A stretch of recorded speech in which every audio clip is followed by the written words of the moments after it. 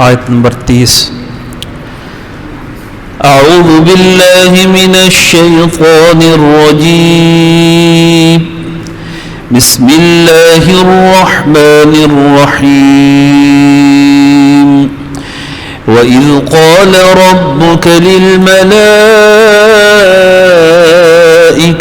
إِنِّي جَاعِلٌ فِي الْأَرْضِ خَلِيفَةً قَالُوا أَتَجْعَلُ فِيهَا مَن يُفْسِدُ فِيهَا وَيَسْفِكُ الدِّمَاءَ وَنَحْنُ نُسَبِّحُ بِحَمْدِكَ وَنُقَدِّسُ لَكَ قال إني أعلم ما لا تعلمون وعلم آدم الأسماء كلها ثم عرضهم على الملائكة فقال أنبئوني بأسماء هؤلاء إن كنتم صادقين قالوا سبحانك لا علم لنا إلا ما علمتنا إنك أنت العليم الحكيم قال يا آدم أنبئهم بأسمائهم فلما أنبأهم بأسمائهم قال ألم أقل لكم إني أعلم غيب السماوات والأرض وأعلم ما تبدون وما كنتم تكتمون صدق اللہ العظیم. وَإِذْ اور جب، یہ اذ اس کا معنی جب اس وقت کے لیے کیا جاتا ہے جو معاملہ گزر چکا ہو، یعنی وہ وقت یاد کرو جس وقت میں یہ معاملہ ہو چکا ہے، گزشتہ واقعہ کی جانب خبر. وَإِذْ اور جب قال کہا ربک تیرے پروردگار نے للملائکۃ فرشتوں کے لیے، ملکن فرشتہ، ملائکہ جمع ہے. کیا کہا اللہ تعالیٰ نے؟ انی بے شک میں جاعلون بنانے والا ہوں فی الارض زمین میں خلیفتاً ایک نائب، خلیفہ نائب. قالوا ان فرشتوں نے کہا اتجعل کیا تجعل تو بنائے گا فیہا اس زمین میں من اس کو یفسد جو فساد کرے گا، خرابی پیدا کرے گا، فیہا اس زمین میں، ویسفک اور وہ بہائے گا الدماء بہت خون، زیادہ خون بہائے گا، ونحن اور ہم نسبح تسبیح بیان کرتے بحمدی کا تیری تعریف کے ساتھ، ونقدس اور ہم پاکیزگی بیان کرتے ہیں لکا تیری. قال اللہ تعالیٰ نے فرمایا انی اعلم میں زیادہ جانتا ہوں ما لا تعلمون جو تم نہیں جانتے. وعلم اور اس نے سکھائے آدم علیہ السلام کو الاسماء نام کلہا وہ سارے کے سارے. ثم پھر عرض پیش کیا ہم ان کو، ان چیزوں کو جن کے نام اللہ تعالیٰ نے آدم علیہ السلام کو سکھائے تھے، وہ چیزیں پیش کی علی الملائکۃ فرشتوں پر. فقال، اللہ تعالیٰ نے فرمایا، انبئونی، مجھے خبر دو، بتاؤ، باسمائی، ناموں کی، ہاؤلائی، ان چیزوں کے، ان چیزوں کے ناموں کی مجھے خبر دو، ان کنتم، اگر تم ہو، صادقین، سچے۔ قالوا، ان فرشتوں نے کہا، سبحانک، اے اللہ تو بہت ہی پاک ہے، بے عیب ہے، لا علم، نہیں ہے علم، لنا، ہمارے لیے، الا، مگر، ما، جو، علمتنا، تو نے ہمیں سکھایا، انک، بے شک تو، انت العلیم الحکیم، تو ہی بڑے علم والا، الحکیم، بہت زیادہ حکمت والا ہے۔ قال، اللہ تعالیٰ نے فرمایا، یا آدم، اے آدم، انبئ، خبر دے، ہم، ان کو، ان فرشتوں کو تم اب بتاؤ، خبر دو، باسمائہم، ان کے ناموں کی، ان چیزوں کے نام کیا ہے۔ فلما، پس جب، انبأہم، اس نے خبر دے دی، ہم، ان کو، باسمائہم، ان کے ناموں کی، قال، اللہ تعالیٰ نے فرمایا، الم، کیا نہیں، اقل، میں نے کہا تھا، لکم، تمہیں، انی اعلم، بے شک میں جانتا ہوں، غیب السماوات، آسمانوں کے غیب کو، والارض، اور زمین کے، آسمانوں، زمین کی غیب کو، اس کی غیبی باتوں کو میں جانتا ہوں، میرے پاس یہ علم ہے۔ وَأَعْلَمُ، اور میں خوب جانتا ہوں، مَا تُبْدُونَ، جو تم ظاہر کرتے ہو، جو تم زبان پہ لاتے ہو، ظاہر کرتے ہو، وَمَا كُنْتُمْ تَكْتُمُونَ، اور جو تم چھپاتے ہو، جو دلوں میں بھید ہیں ان کو، اور جو ظاہر کر دیتے ہو، میں خوب جانتا ہوں۔ ان آیات کریمہ کے اندر اللہ رب العزت نے اس واقعے کی ہمیں خبر دی ہے جو تخلیق آدم، سیدنا آدم علیہ السلام کی پیدائش پر اللہ رب العزت نے فرشتوں کے سامنے جب اس بات کا اظہار فرمایا تھا کہ میں زمین کے اندر اپنا نائب خلیفہ مقرر کرنے والا ہوں۔ آدم علیہ السلام پہلے انسان ہیں جن کو اللہ رب العزت نے اپنے ہاتھ سے بنایا۔ سورہ صاد میں فرمایا اللہ تعالیٰ نے، خلقت بیدی، میں نے ہاتھوں سے بنایا ہے۔ باقی ہر چیز کو، ہر مخلوق کو اللہ رب العزت نے کن کہہ کر کہ ہو جا، فیکون، وہ چیز عدم سے وجود میں آ گئی۔ آدم علیہ السلام کو اللہ رب العزت نے ہاتھ سے بنا کر یہ انسان کو شرف بخشا ہے، اور آدم علیہ السلام کی تخلیق سے ہمیں یہ بھی پتہ چلتا ہے کہ انسان کو اللہ رب العزت نے شروع میں انسان ہی بنایا ہے۔ یہ جو تھیوری پیش کی جاتی ہے، ایک نظریہ پیش کیا جاتا ہے انسانی ارتقاء کا، جو دنیا کے نام نہاد سائنسدان اپنے محدود، مصنوعی اور خود ساختہ علم کی بنیاد پر گمراہ کن عقیدہ رکھتے ہیں، اور کتنے لوگوں کو بھی گمراہ کیا ہے کہ انسان یہ ایک ارتقائی عمل میں وجود میں آیا ہے۔ آپ نے بسا اوقات تصویر دیکھی ہوگی، کوئی بندر نما چیز ہے، پھر اور چیز بنتی، پھر اور بنتی، پھر اور بنتی، آخر میں انسان بنا دیتے ہیں۔ وہ کہتے ہیں اس طرح انسان یہ ایک پتھر دور سے ترقی کرتا کرتا ایک جدید انسان بن گیا۔ یہ سب جھوٹ ہے، علم نہیں، جہالت کی بنیاد پر ان کی باتوں میں آ کر ہاں میں ہاں ملا دیتے ہیں۔ اس لیے یہ بات یاد رکھنی چاہیے، پہلے انسان جن کو اللہ رب العزت نے بنایا وہ سیدنا آدم علیہ السلام ہے۔ انشاءاللہ آگے متعدد مرتبہ یہ واقعہ آئے گا، ان کی تخلیق، اس کے بارے میں پھر تفصیلی ہم وہاں بحث کریں گے۔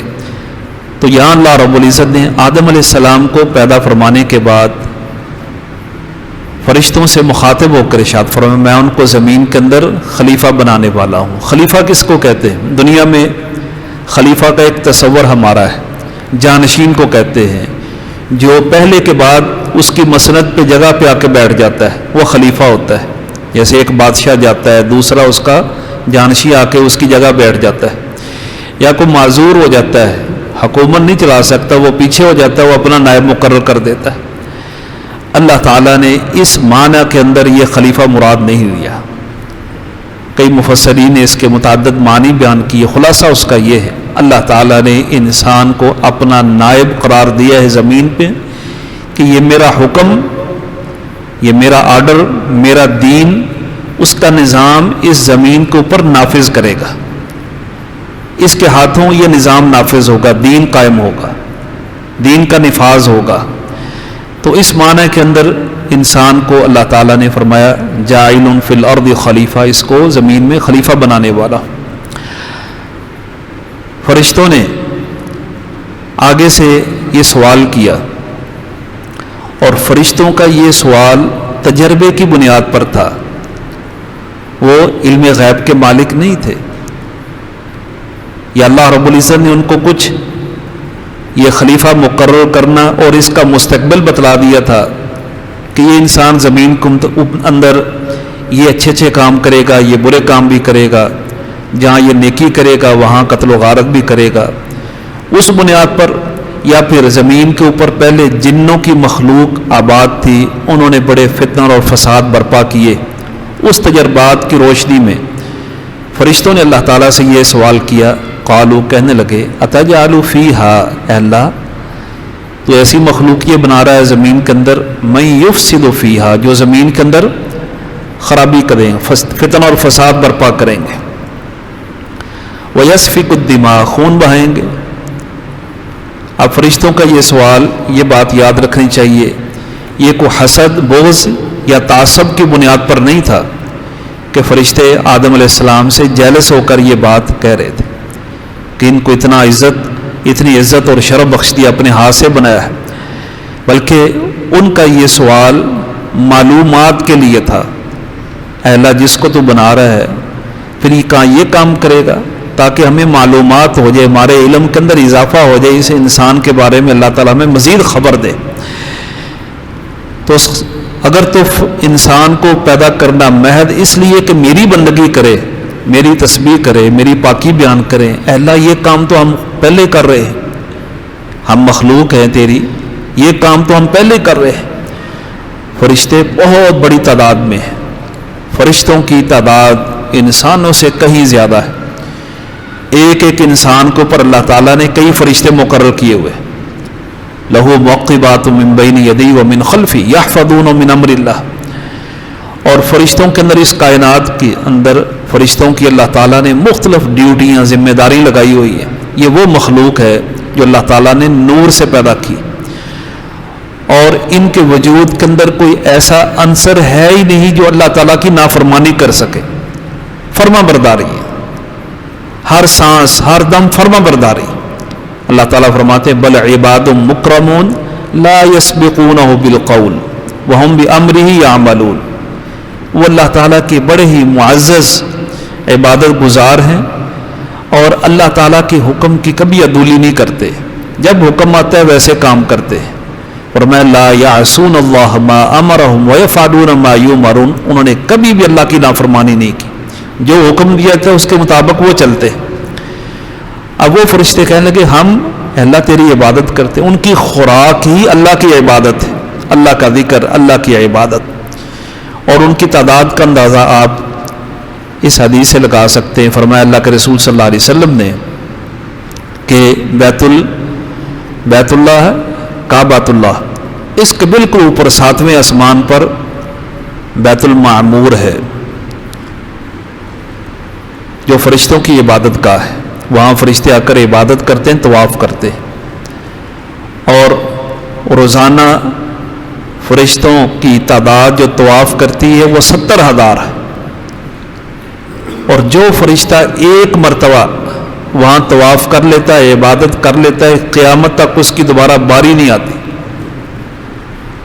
اب نہ جانے کب سے یہ مخلوق اللہ تعالیٰ نے پیدا کی ہے، اور آج تک اور اس کے بعد قیامت تک جس نے ایک مرتبہ وہاں طواف کر لیا، عبادت کر لی، دوبارہ قیامت تک اس کی باری نہیں آئے گی۔ آپ فرشتوں کی تعداد کا اندازہ لگا لیں، اور یہ اللہ تعالیٰ کی اتنی طاقتور، اتنی بڑی مخلوق ہے۔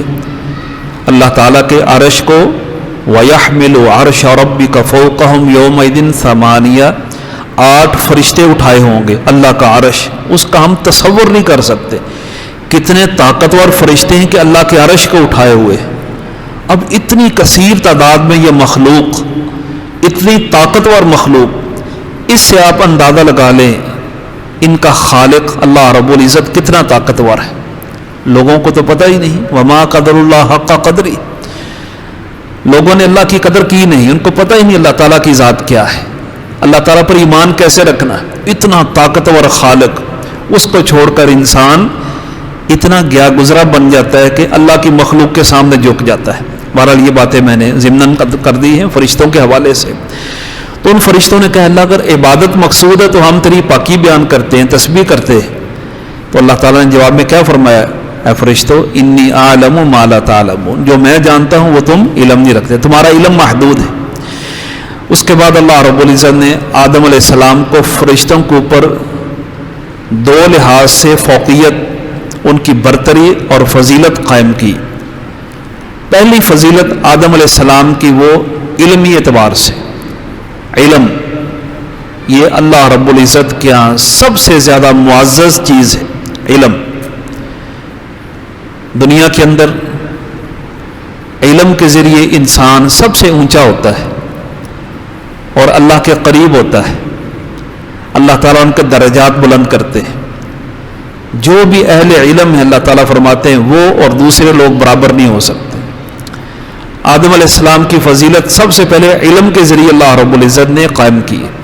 فرمایا وَعَلَّمَ آدَمَ الْأَسْمَاءَ، اب متعدد چیزوں کے اشیاء کے نام آدم علیہ السلام کو اللہ تعالیٰ نے سکھا دیے، جو بھی چیز ہو سکتی ہے، مثال کے طور پر جگ ہے، گلاس ہے، کوئی ہنڈیا ہے، پھل ہیں، کوئی لکڑی ہے، کوئی بھی چیز، متعدد چیزیں اللہ رب العزت نے آدم علیہ السلام کے سامنے رکھی، ان سب کے نام بتلا دیے۔ علم، اللہ تعالیٰ نے تعلیم دی۔ انسان کا معلم وہ اللہ رب العزت ہے۔ یہ قرآن اللہ کی کتاب ہے، یہ ہمارا علم کا سب سے پہلا منبع اور سرچشمہ ہے۔ قرآن سب سے ہمارا پہلا علمی ماخذ ہے جو اللہ رب العزت نے آسمان سے بدریہ وحی جبریل علیہ السلام کے ذریعے نبی اکرم صلی اللہ علیہ وسلم پر نازل کیا ہے۔ اللہ تعالیٰ نے آدم علیہ السلام کو چیزوں کے نام سکھا دیے۔ اس کے بعد پھر وہ ساری چیزیں فرشتے اکٹھے ہو کے وہ چیزیں ان کے سامنے رکھ دی گئی۔ ہاں بھی اللہ فرماتے ہیں فقال انبئونی باسماء ہؤلاء، فرشتوں یہ ساری چیزیں پڑھی ہیں، مجھے ان کے نام بتاؤ، کیا نام ہے؟ ان کنتم صادقین، وہ جو تم نے سوال کیا تھا اے اللہ یہ انسان فتنہ فساد برپا کرے گا، خون بہائے گا، کیا کرے گا؟ تو اللہ تعالیٰ نے فرمایا تم بہت زیادہ عبادت کرنے والے ہو، پاکیزگی بیان کرنے والے ہو، اللہ رب العزت کی تسبیح عبادت کرنے والے، بتاؤ ان چیزوں کے نام کیا ہے؟ اب فرشتے آگے سے کیا جواب دیتے ہیں؟ اللہ اکبر، قالوا سبحانک لا علم لنا، اے اللہ تو بے عیب ہے، تو بہت بلند ہے، بہت پاک ہے، تیرے اندر کوئی نقص وہ نہیں، تیرا علم کامل ہے۔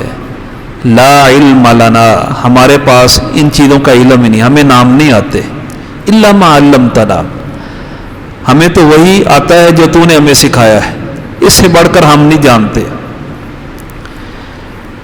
انک انت العلیم الحکیم، تو بہت زیادہ علم والا ہے، بڑی حکمت والا ہے۔ فرشتوں نے صاف جواب دے دیا۔ اس سے یہ بھی پتہ چلتا ہے فرشتوں کے اندر عاجزی کتنی ہے، انکساری کتنی ہے، اور حقیقت کیسے بیان کر دی۔ اے اللہ، ہم پاک اور تیری عبادت کرنے والے نوری مخلوق ہو کر ہم اعتراف کرتے ہیں ہمیں ان چیزوں کا علم نہیں۔ جس چیز کا علم نہ ہو اس سے اگر کوئی سوال پوچھا جائے اور وہ آگے سے حقیقت بیان کر دے اس چیز کا مجھے علم نہیں، یہ بھی آدھا علم ہے۔ سچ بول دینا یہ بھی آدھا علم ہے۔ کتنے لوگ ہیں ان سے مسائل پوچھے جاتے ہیں، کوئی بات پوچھی جاتی ہے، اب وہ اپنا ظاہری منصب اس کو برقرار رکھنے کے لیے، اس کا وقار برقرار رکھنے کے لیے لوگوں کو ادھر ادھر کی باتیں کر کے چونکے چنانچے وہ ادھر ادھر ان کو گھما پھرا کر وہ گول مول بات کر جاتے ہیں، حقیقت نہیں بتاتے کہ مجھے اس کا علم نہیں۔ اس لیے فرمایا جو آدمی یہ کہہ دے مجھے اس چیز کا علم نہیں، سچ بول دے، یہ بھی ایک آدھا علم ہے، یہ بھی اس کے عالم ہونے کی نشانی ہے۔ تو اس لیے حقیقت بیان کرنی چاہیے۔ اللہ تیرے پاس ہی سارا علم ہے، ہمیں تو وہی چیزوں کا علم ہے جو تو نے ہمیں سکھائی ہے۔ انک انت العلیم الحکیم۔ قال یا آدم، یہاں ایک بات یہ بھی سامنے آتی ہے، فرشتے اتنی طاقتور مخلوق، ایک لمحے کے اندر آسمان زمین کی مسافت طے کرنے والے، اور ایک ہی لمحے کے اندر اللہ تعالیٰ کی وحی لے کر زمین پر نازل ہونے والا فرشتہ، پیغام لے کر آنے والا فرشتہ، اتنی طاقت، لیکن وہ عالم الغیب نہیں، علم غیب کا مالک نہیں۔ اگر اپنی طاقت، اپنی قوت اور اتنے اختیارات کے باوجود وہ عالم الغیب نہیں تو ایک انسان کیسے عالم الغیب ہو سکتا ہے؟ اللہ تعالیٰ کے علاوہ کوئی عالم الغیب نہیں ہے۔ اگلی آیت میں اللہ فرماتے ہیں انی عالم غیب السماوات والارض، غیب کا علم صرف میرے پاس ہے۔ اور غیب کیا؟ جو شروع میں نے بتایا تھا، ہر وہ چیز جو حواس خمسہ سے بالا تر ہو وہ علم غیب کے ساتھ تعلق رکھتی ہے، اس کا علم صرف اللہ تعالیٰ کے پاس ہے۔ اور اما عائشہ صدیقہ رضی اللہ تعالی عنہ فرماتی ہیں، صحیح بخاری کی حدیث ہے، من اخبرک ان محمدن صلی اللہ علیہ وسلم یعلم الخمس، جو آدمی اس بات کا دعویٰ کرے، تجھے بتائے کہ محمد رسول اللہ صلی اللہ علیہ وسلم 5 چیزوں کا علم رکھتے ہیں، وہ 5 چیزیں جو اللہ تعالیٰ نے سورہ لقمان کی آخری آیت میں بیان فرمائی ہے، ان اللہ عندہ علم الساعہ، قیامت کا علم اللہ تعالیٰ کے پاس، وَيَعْلَمُ مَا فِي الْأَرْحَامِ، مادہ کے رحم کے اندر کیا ہے، اس کا علم اللہ تعالیٰ کے پاس ہے۔ مادہ کے رحم کے اندر جب بچہ تیار ہو جاتا ہے پھر تو جدید ہمارے پاس مشینری آگی، پتہ چل جاتا ہے، اس سے پہلے جب بچہ تیار ہو رہا ہوتا ہے کوئی نہیں بتا سکتا کیا ہے، کسی کے پاس علم نہیں۔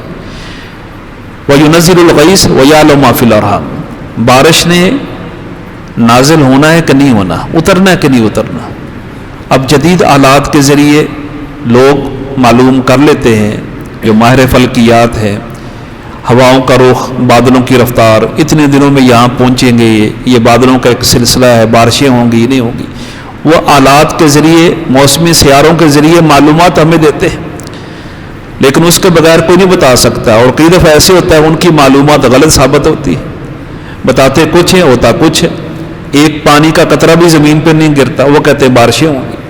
وَيُنَزِّلُ الْغَيْثَ، 3 چیزیں، اور چوتھی چیز فرمایا اللہ رب العزت نے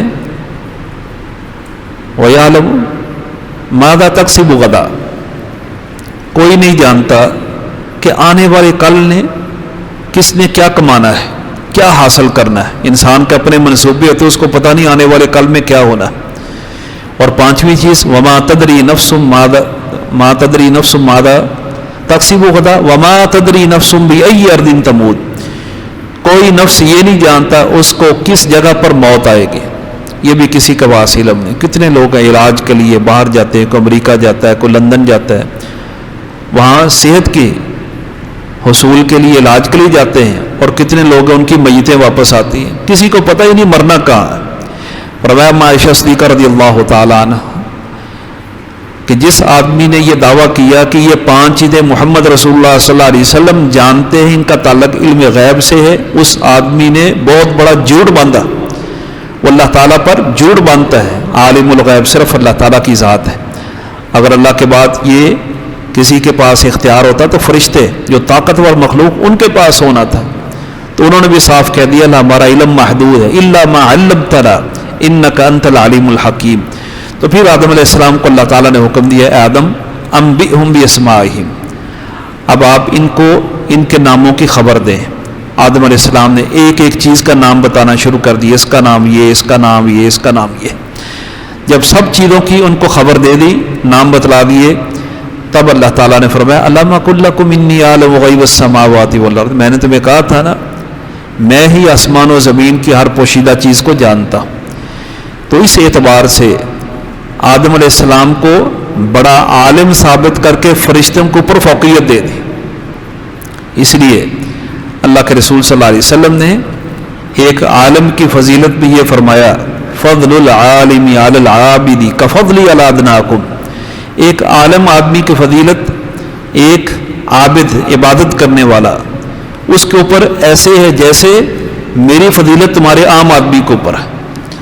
آپ نے یہ وقت دیا ہے 20 منٹ 25 منٹ آدھا گھنٹہ آپ نے علم حاصل کیا ہے، آپ کی یہ مجلس علمی مجلس ہے، اس کو ایک طرف رکھ دیں اور ایک آدمی ساری رات عبادت کرے وہ اس چند گھڑیوں کا مقابلہ نہیں کر سکتا۔ علم کی اتنی فضیلت ہے۔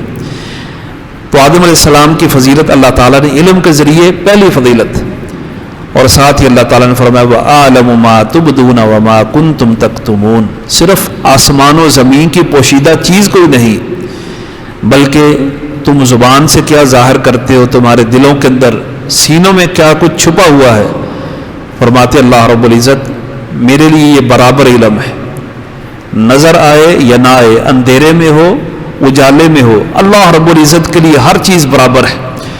وہ جتنا علم زمین کے اوپر نظر آنے والی چیز کا رکھتا ہے اتنا علم زمین کے نیچے کیا ہے اللہ رب العزت کے پاس ہے، اس کا علم لامحدود ہے، اور اس کے اس عالم الغیب کے اندر اس صفت کے اندر اللہ تعالیٰ کے ساتھ کوئی شریک نہیں، کوئی اس کا ہم پلہ نہیں۔ اللہ تعالیٰ نے کسی کو اپنی اس صفت کے اندر برابر قرار نہیں دیا، ہم پلہ نہیں بنایا۔ اور یہ بات یاد رکھیں، بات ختم کرتا ہوں، آخری بات کہ شرک کی ابتدا یاد رکھیں اس وقت ہوتی ہے جب انسان سب سے پہلے اللہ تعالیٰ کے عالم الغیب ہونے میں کسی دوسرے کو شریک ٹھہراتا ہے، کسی دوسرے کو شامل کر دیتا ہے۔ اگر یہ عقیدہ بن جائے اللہ تعالیٰ کے علاوہ کوئی عالم الغیب ہے ہی نہیں، تو کسی بت کے سامنے، کسی پتھر کے سامنے، کسی حجر شجر کے سامنے، کسی فوت شدہ کے سامنے انسان ہاتھ پھیلا ہی نہیں، جھکے ہی نہیں۔ کیوں؟ اس کا علم ہے، وہ جانے کا، یہ تو سنتا ہی نہیں، علم ہی نہیں اس کے پاس۔ تو ان راستوں کی ابتدا سب سے پہلے یہاں سے ہوتی ہے کہ انسان جب اللہ تعالیٰ کی صفت عالم الغیب کے اندر دوسروں کو شریک ٹھہرا دیتا ہے۔ اللہ رب العزت سے دعا ہے اللہ تعالیٰ ہمیں سمجھ کر صحیح عقیدہ اور عمل اختیار کرنے کی توفیق عطا فرمائے۔ آخر دعوانا ان الحمد للہ رب العالمین۔